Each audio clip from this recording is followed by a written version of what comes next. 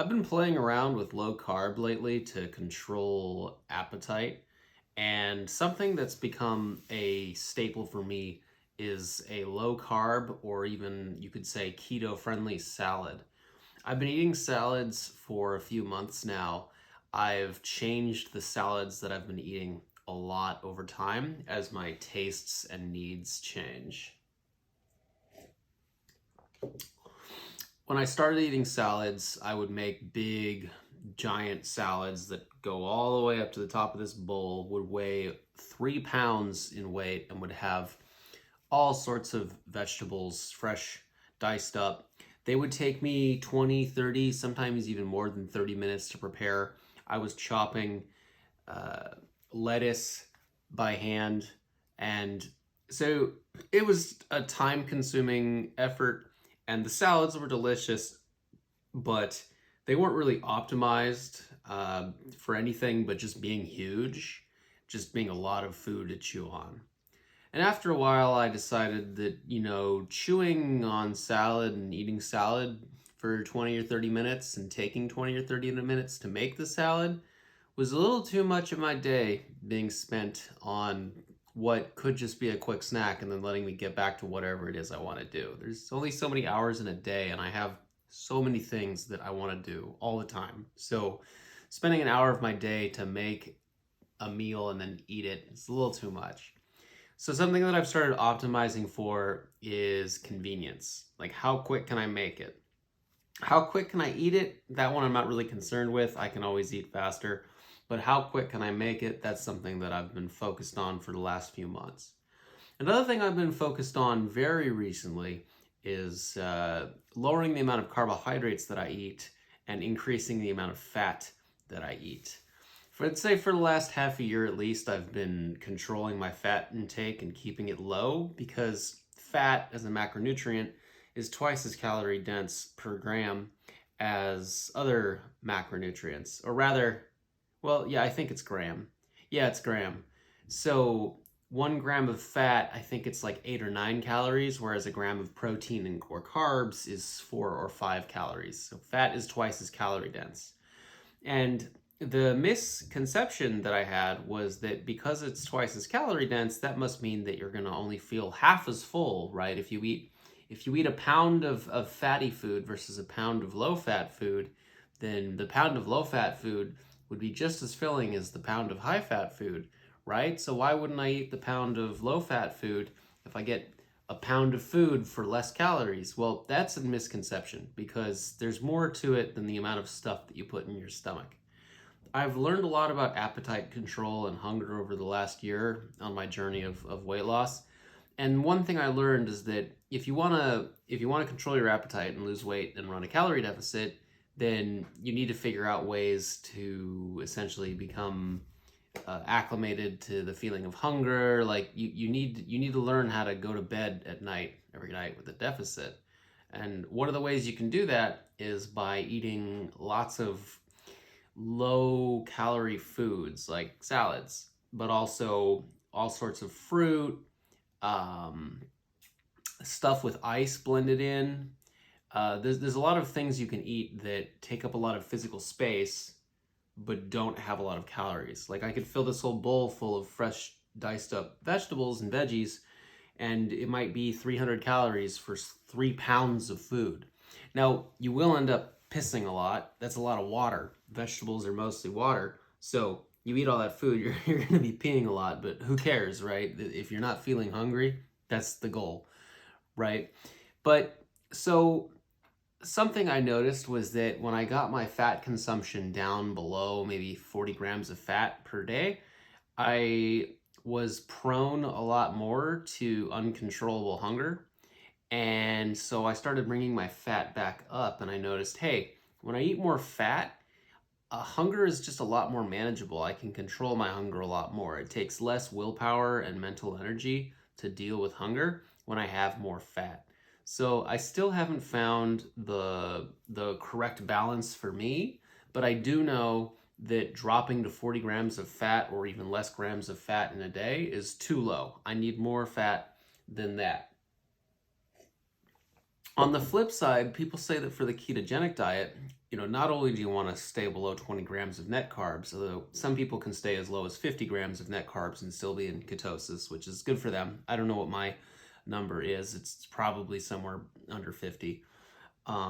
But besides staying below that number in net carbs, people who go on the keto diet will try to get the majority of their caloric intake from fat.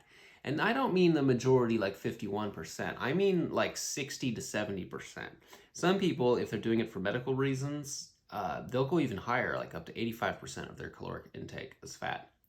Now, I've played with keto and I've had keto days where I had a day that 60 or 70% of the caloric intake that I had was from fat, and I had less than 20 grams of net carbs. I call that a keto day because that was a day where I followed the keto diet, whether it was on purpose or not. Although, if you're getting less than 20 grams of carbs in a day, then that's not a mistake. You have to go out of your way to do that. But the amount of carbs that are in common foods in America, you really have to try. But that being said, let's say that you have 4 meals in a day. Then that means that you could have like 5 net carbs per meal, and then you would be at 20 grams net carbs for the day, and you would be essentially running a keto diet. If you did that a few days in a row, you'd probably go into ketosis because of the dearth of carbohydrates that you're eating. So this salad right here, which is what this video is about, is what I would say is a keto-friendly salad. It's a low-carb salad. So people mistake carbs for vegetables and fruit and all that.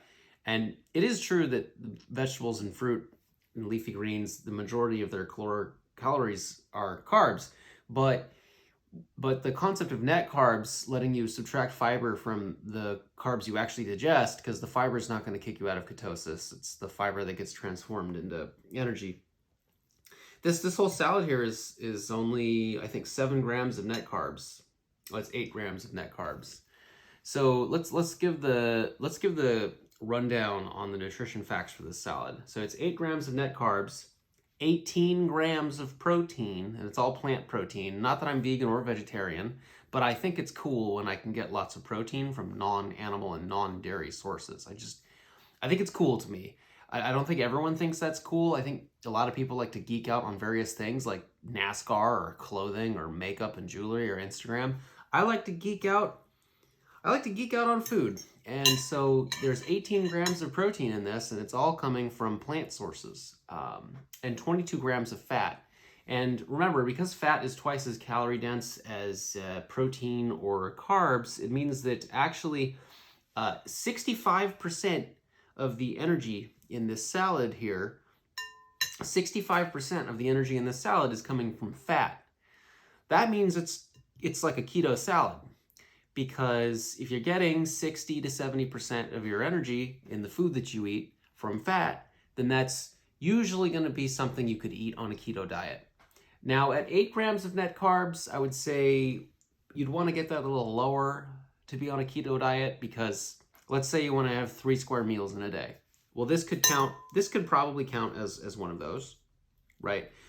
Now, at 300 calories, that's not enough calories for anybody. That's only 900 calories. But, this is, I'm drinking black coffee right now because I was in the mood for some tea that's actually coffee. So just black coffee. But you could easily add way more calories to this salad. I could add another 150 calories to this salad. Now we're getting up to like 1,300 calories in a day.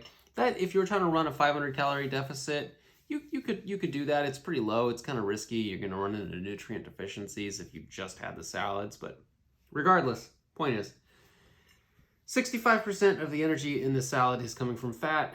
It's got 24% of the energy coming from protein and 11% coming from net carbs. But again, at 8 grams of net carbs, if you were to have 3 of these in a day, that would be 24 grams of net carbs. And so I would say the way I like to think of it is, if you're going to have 3 meals in a day, then each of those meals needs to have a third or less of the net carbs that you're going to have, which, if you're going to have 20 grams of net carbs, then you want to have about 7 grams of net carbs in the meal. And obviously, you could have a meal that has no net carbs. You could have a meal like steak and eggs, which is probably 0 net carbs. And in that case, then you could have like 10 grams of net carbs in your other 2 meals.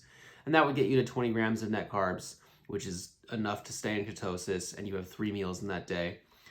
So I think that for a meal to be keto friendly, you don't necessarily have to have 7 or 6 grams of net carbs in the meal. You could go 10 or 15 grams of net carbs in the meal. It just means that for your other meals that you eat throughout the day, you're going to have to keep your net carbs lower to balance out the net carbs that you ate at that one meal. Now, I'm not a scientist and I'm not very knowledgeable about this subject.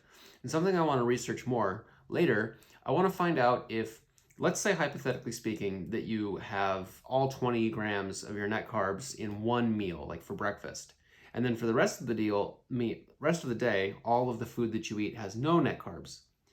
What I would like to do some research to find out is if those 20 grams of net carbs eaten in that half an hour window for that one meal that you ate, maybe breakfast, I would like to find out if eating all of those net carbs at the same time in one meal is enough to spike your body out of ketosis. Essentially, put another way, is there a difference between having all the net carbs at once or having the net carbs spread out throughout the day? And I highly suspect there is a huge difference. I highly suspect that having your net carbs spread out throughout the day is going to be better if you're trying to stay in ketosis than having all of your net carbs at once. Now, regardless, I think that having 7 or 8 grams of net carbs in this salad here is totally fine. Not to mention the fact that because these carbs are coming along in the form factor of leafy greens, it means that because this is a fibrous food, my body's going to take longer to digest this and get those net carbs.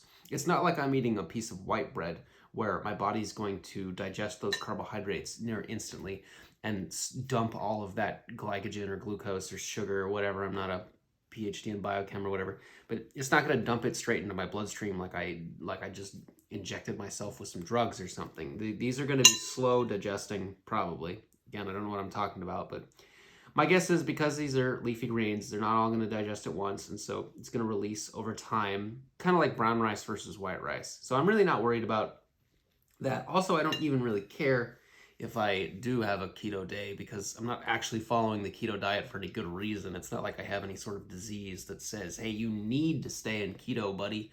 You need to do the keto diet because of your, palsy or whatever disease that, because the keto diet was, I think, initially invented as a treatment for certain sorts of diseases. It wasn't invented as a weight loss tool. Now, but that being said, I really do enjoy employing super high fat eating to curb hunger. So I find it's much easier for me to run a deficit when I have a high fat day, which goes counterintuitive to what I've learned over the last year. And to the point that I've actually gone on to certain forums and told them that they're toxic and they promote unhealthy practices, but of course I just get flame warred down. I mean, try going into a paint forum and then telling them about how paint is evil. I mean, I'm just using paint as an arbitrary example. I don't think paint is evil, but good luck going into a forum full of people who love a subject and then telling them that their subject is harmful and bad. Like, you just shouldn't do that, and if you do, expect to be just destroyed in the feedback that you get. But there is a forum that I'm subscribed to, and I do like the forum, and it's called Volume Eating. And essentially, Volume Eating, it's basically no fat, the forum. No fat food, the forum. All the food they post on there, it's vegetables, fruits, things that are just like that pasta that's 99% water, and it's called Miracle Pasta. It's almost no calorie and it's all water. I mean, those foods are all awesome and they have a place. They have a place, and I've made plenty of these recipes before. But there's a trap. There's a trap, which is that if you only eat foods like that and you push your fat down to stupidly low levels because of the mistaken assumption that no fat equals good, then you're going to run into insane appetite control issues. When your body doesn't get enough of anything, it's going to start craving that thing. It's how our bodies work. Millions of years of evolution wasn't for nothing. And there's only 3 macronutrients: fat, carbs, and protein. And when your body's lacking in one of those, it's going to try to get you to get them. And the Volume Eating forum, they don't ever post recipes with fat in them. And so what can end up happening, because fat is twice as caloric, why would you put fat in a recipe if you're trying to maximize the size of the food that you're eating for the calories that you're spending to eat that food? Why would you put fats in your food? I mean, obviously for flavor reasons, it tastes amazing. But if you're just trying to maximize the weight of the food, the volume, the size of the food that you're eating, you would avoid fat. And so the trap there is that if you make an entire diet out of that, then you're going to deprive yourself of fat. And fat is arguably the most important macronutrient. Like, you need protein, and it has satiating benefits. And you don't need carbs, but they're really good for you for all sorts of stuff. So you don't need carbs. You can live without carbs. There's that guy, Dr. Sean Baker. He just eats meat all the time, and he's amazing. But carbs have a lot of benefits, especially if you're an athlete. But fats, you really need fats, because your brain is basically made of fat. Your hormone system, the endocrine system in your body, the organs and chemical processes in your body that make hormones, they need fat to make those hormones. They can't make them without fat. And fat also just tastes good. So, I mean, the mistake essentially I'm getting at here is that people might think, oh, in order to lose weight, I'm going to eat food that is as big as possible for as few calories as possible. And by employing this strategy, I won't feel hungry and I can run a calorie deficit and lose weight. Thumbs up, awesome, yay. But in reality, you have to have fat for your physical functioning. You can't live without it. And furthermore, I've found that I could eat a meal that, let's say I have a meal the size of my fist. I can have a meal that's the size of my fist, but it's really high in fat and protein. And then I can have a meal that's like a 3-pound salad, but it's got no fat at all and it's just vegetables. Which one's more filling? Well, it's kind of a trick question. They're both filling in their own different ways. And what I've found, and this is really tricky, and I think this is why this whole topic is just a lot more complex than people really give it credit for. They're filling in different ways, and I think that the key, at least to my diet approach that I'm doing lately, is combining both of them. You know, sometimes I like to have foods that are really high volume and relatively low in fat, and other times I like to have foods that are really high in fat and maybe not so high in volume. And I think the key here is to not do all of either one of them. If I do all high fat eating, then my stomach's not going to feel full, and I might still end up feeling hungry even if I have 800 calories for lunch. Because one of the meals I bought 4, I think they're called like New York strip steaks. I'm not sure. They were $7 a pound. It was so cheap. I bought 4 steaks last week, and I had a steak with some frozen vegetables for my first meal of the day. And so my first meal of the day was 800 calories or so. Normally, I would have a meal that's 255 calories, which was a little Jell-O bowl, some salad, and some steamed vegetables. So I was having these high-fat, high-protein steak meals, which were almost triple the amount of calories that I was used to, actually more than triple the amount of calories I was used to consuming. And I thought, oh, because it's high-fat, it's good. I won't be hungry until dinner time. And then that way it'll work out, and I will still consume about the same amount of calories. But that's not what happened. The first few days that I ate the steak and the vegetables, yeah, I wasn't that hungry until dinner, and it was great. But once I got used to that meal, I started getting hungry within 2 or 3 hours. And then that wasn't good because I was eating 800 calories, and then I was hungry 2 hours later. So that's no good. But I also know that if I just eat salads and don't have fat, I'm hungry all the time, and I'm really prone to binging, and I'm essentially not getting enough fat. So the fatty salad is kind of my favorite thing lately, because it combines a little bit of volume eating and a little bit of high fat. So what you end up getting is you get a really voluminous meal here that's full of fiber, and it's going to take my body a while to digest it and break it down. So this is going to keep me full for quite a while. And yet, even though it's a salad, and when you look at it, you just see vegetables and leafy greens, you think, that's not keto. That's not a fatty meal. That's a salad. The dude is eating a salad. He's eating a salad. What the heck is he talking about? But I sprinkled hemp hearts, which, haha, marijuana, right? No. So these are, one serving is 3 tablespoons. It's 30 grams, and it's 180 calories. 15 grams of, it's got 15 grams of fat, 10 grams of protein, and only 1 gram of net carbs. So if you're doing keto or you're just trying to do low carb, you'll find that seeds and nuts are pretty awesome. So I sprinkled on half a serving of this, which was 90 calories, and half a serving of these pumpkin seeds, which was 80 calories. So all in all, that was 170 calories of seeds.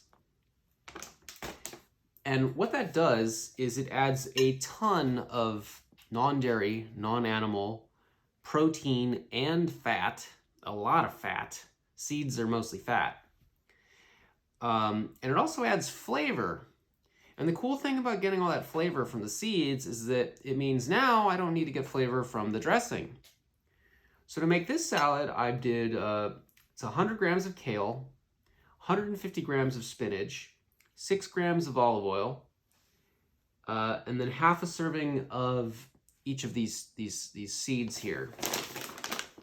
And the olive oil plus the salt and the balsamic vinegar and all the seeds, it makes it taste good. And then I take some spoons and I just really crush it. And so this bowl actually was so full that the vegetables were peeking out the top when I started. But what I like to do with my salads, my kale salads specifically, any salad with kale really, is I like to just really mash it until it gets much compressed in size. And this makes it easier to eat. It also makes it taste better.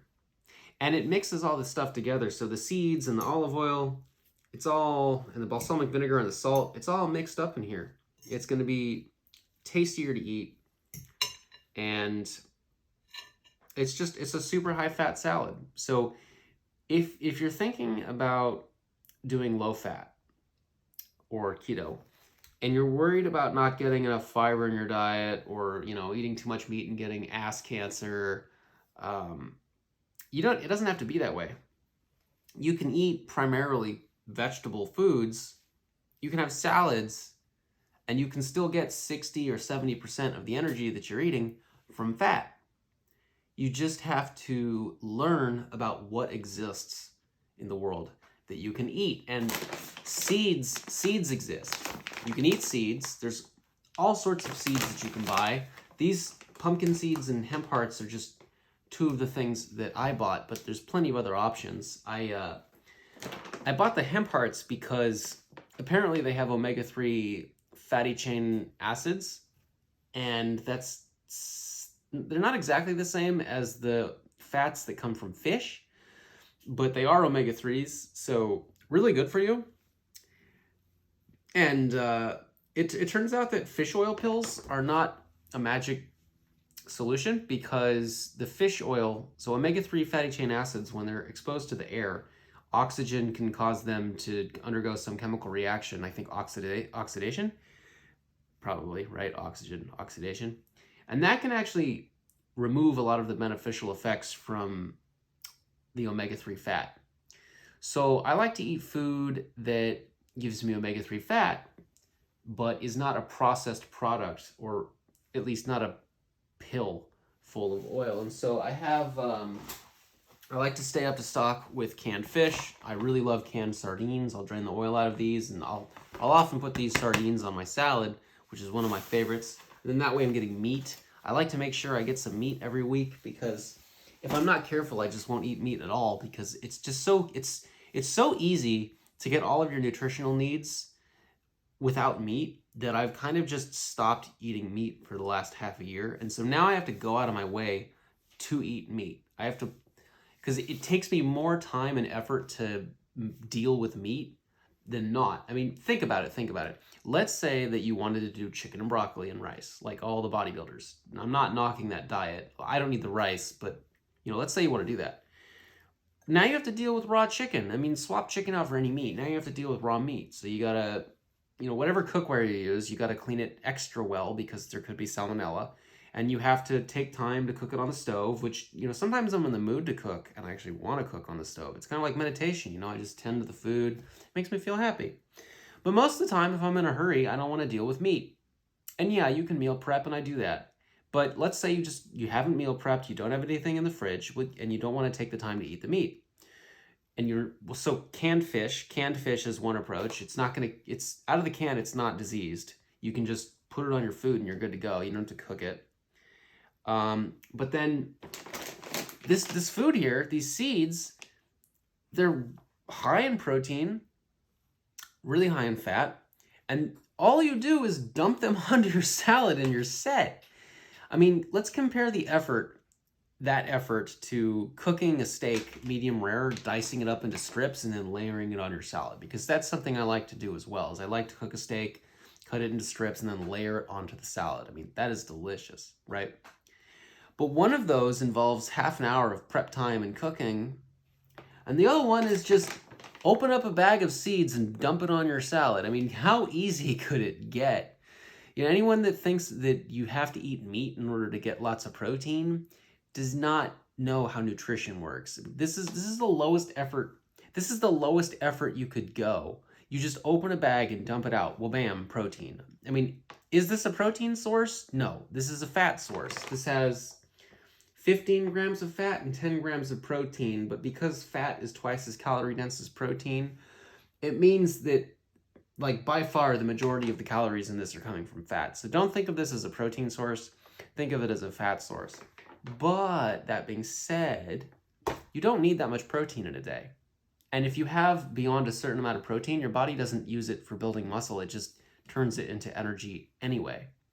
So, you know, even though seeds are fat sources, not protein sources, because you only need a certain amount of protein in a day, it means that you can eat fat sources that have protein, and even if you end the day with 60 to 70% of your caloric consumption coming from fat, and only 20% of your caloric consumption coming from protein, that doesn't matter because you only need a certain number of grams of protein in a day. So I, for example, only need about 91 grams of protein in a day. If I get 91 grams, that's enough to support me doing athletic exercise, running, and my muscles will be able to rebuild stronger. You don't need hundreds and hundreds of grams of protein. Everyone thinks you need so much protein. Go look at research papers. Time and time again, they've showed you don't even need a gram of protein per pound of lean body mass. So yes, these seeds, this salad, 65% of the energy is coming from fat.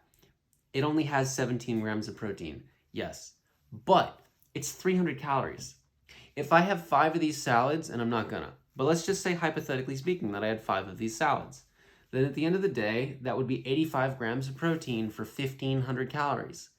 That means I would be getting almost all of the protein that I need in a day to support me going and running 6 or 13 miles and doing some other exercise, maybe even weightlifting. There'd be almost enough protein to support all of that and only be 1,500 calories. So you don't actually need your protein sources to be super efficient. Like a lot of protein powders, you're going to get a ratio of 5 calories to 1 gram of protein. And that's great. You really can't get lower than that. There are a few select products you can find if you really look for it where you can get less than 5 calories per gram of protein. But when you factor in the fact that you don't actually need that much protein, there's really no need to be using products that get you 5 grams of protein or 5 calories per gram of protein, which, by the way, that would be protein powders, 0% non-fat Greek yogurt from the Faye brand, egg whites without the yolks. Those all get you 1 gram of protein per 5 calories. But there's really no need to do that because you can get like 1 gram of protein per 10 calories and still get enough protein for your body to support athleticism and still run a calorie deficit without factoring in energy burned due to exercise. So I know I'm dumping a whole lot of like calorie statistics on you right now, but this is the kind of stuff I like to geek out on, and it's my YouTube channel. I do it for me, so, you know, whatever. But the point is 300 calorie salad, 65% of the caloric consumption or calories are coming from fat, but it still has almost 18 grams of protein. And by mixing high fat with fibrous, voluminous leafy greens, I think what I have here is essentially the epitome of the epitome, I don't know how to pronounce that word. I think it's pretty hard to beat this meal, right? It's gonna make me feel full somewhat due to the fact that it takes up a lot of physical space because I'm using leafy greens. And it's gonna make me feel full for longer somewhat because there's a lot of fiber, and fiber takes your body longer to digest. It moves slower through your digestive system, which makes you feel fuller. And it's got lots of fat because I put oil on here and seeds, which also make it taste good. And so now I've got like a keto-friendly, satiating in multiple ways, satiating because of the volume, the fiber, and the protein, and the fat meal. And it's only 300 calories, and it takes me less than 10 minutes to whip this together. All I do is I take the vegetables, I pour them out, I wash them, the leafy greens, I mean, put them in my little spinner device to get the water off. Then I dump on the seeds and the oil, the salt, the balsamic vinegar, mash, mash, mash, mash, mash, 10 minutes or less, and bam, I got a meal ready to go. If you are trying to lose weight, I highly recommend salads. Everyone says eat a salad. It's because conventional wisdom is true. Salads are awesome. But I recommend, if you've been trying to stay away from fat because you think, oh, high calorie density equals not going to lose weight, I beg you to reconsider. Try having some high fat meals. Try having some high fat days. See how you feel about your hunger. You might be pleasantly surprised, and you might discover that you don't actually need to eat humongous, gigantic amounts of food to feel full. You can balance volume with fat. You don't have to go all in and have only fat, just be eating sticks of butter and steaks. You don't have to do that. And you don't have to be eating 3 pounds of salad that have no fat. Try a compromise like this, because I've been eating this for a few weeks now, and I'm really happy with this salad. And something that I'm excited to find out is what other kinds of seeds can I put on here besides hemp seeds or hemp hearts and pumpkin seeds. What are other things that I can put on here? I want to experiment with different vinegars. I've got the red wine vinegar, but what other vinegars could I try? And I found the pink sea salt, the kosher pink sea salt that I've been dumping on my salads. Ooh, it's better than the regular iodized Norton brand salt. The little chunks, I don't know, the texture really adds to the meal. And I wasn't crushing my salads down so much because I thought, the bigger it is, the fuller I'm gonna feel. But it just tastes better this way. I like it more this way. So it makes me happier to eat it this way. I wish that there was a magic solution I could have read a year ago, which would just say like, hey man, wanna, find a way to eat that works for you, that helps you lose weight and feel happy and balances a million different problems and physical signals to just be like an awesome meal for you. Here you go. Well, I mean, too bad for me, no such thing existed. It's taken nearly a year now for me to play around with food, and I'm sure I'm gonna change this probably in a month. I'm always experimenting with new types of meals to eat. I wish there was a magic solution, but I think the only thing you can do is just put in the time and the hard work. I mean, I think it's weird to describe trying different foods all the time as hard work, but you really just have to put in the work and find out what works for you, because this works for me, but it might not work for you. Some people don't really need that much fat, and they do function really well with the volume eating type diet. And some people, they can have a few eggs and a steak and then just have one meal a day and they're fine. It doesn't work for me. I've tried one meal a day, and I prefer to eat more meals in a day. And I've tried all carb, and I need fat. And I've tried all fat, and that doesn't work either. I feel hungry. So it really, finding the diet that works for you and the foods and the meals that work for you, it really does just take a lot of time and experimentation. But if you're trying to lose weight, or you're just trying to find some foods that can be your routine, I say, you got to put in the time, you got to put in the effort, and start experimenting. Try different kinds of foods, try different kinds of meals, because you're probably never going to find something perfect that is just amazing and always your go-to. But the more that you experiment and try different foods and meals, the closer you're going to get to things that just work really well all around for you. Like, again, this salad, which combines a little bit of volume eating, combines a little bit of high fat, keto eating, is really convenient, only takes me a little amount of time to eat or make, and that tastes good to me, because you could make diet food that is amazing in terms of chemical properties and caloric properties, but if it tastes bad, you're not going to want to eat it, right? So I've tried that before, and if I do that for too long, then I end up binge eating because I deprive myself of pleasure. A little bit of eating, I think, has to involve pleasure. Not all the time. Not all the food you eat has to be good. A lot of people think that all your meals should suck because food should be sucky, and eating should not be fun, and therefore that's how you lose weight. But I think that just leads to an imbalance where you go so long with eating foods that suck that you end up wanting to binge and you crave stuff. So that doesn't work either. I mean, essentially, for me, eating has to balance so many things. You've got the macronutrients, right? Fiber, fat, and protein, right? You need those things.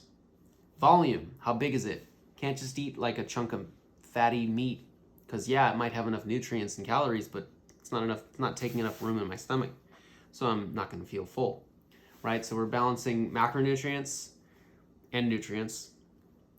The size of the food so that I don't feel hungry all the time. The flavor of the food, because if it tastes bad, I'm going to want to binge later because I'm eating not fun food all the time. The convenience of the food, how long does it take to prepare? Can I have it offhand in like a 30-minute lunch break? I don't know. There's probably more to it, but just these are all the subtle thoughts that I think people forget when they just think, oh, I'm going to come up with food to eat to have a healthy lifestyle. And these are all things that I have to consider and think about. So I encourage you to consider them and think about them. And maybe try making this salad. See if you like it. So the ingredients again is half a serving of hemp seeds, half a serving of pumpkin seeds, 150 grams of spinach, 100 grams of kale, a little bit of olive oil. I mean, I just wing it. It's not like I have a recipe here, but just try it out. 300 calories. So if you do a calorie tracking app, if you track the calories, then if you come out to about 300 calories or so, then you probably came out to about this salad or so.